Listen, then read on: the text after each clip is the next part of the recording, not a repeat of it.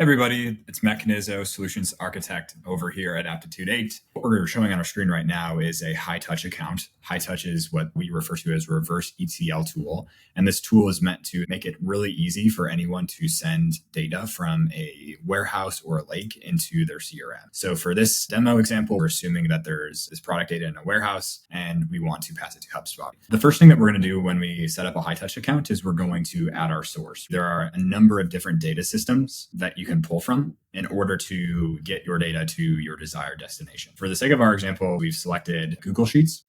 And once we're done with that, we're essentially going to head over to a model. And a model's role is to basically say, what data set do we care about? We're saying this data from our contacts table, from our companies table, from our product table, our subscriptions table. We're defining what that is. And so setting up a model is as simple as selecting the data source, then selecting potentially a table or write a SQL query. And so once you've defined that data set, head over to a sink and you can configure a sink for custom behavioral.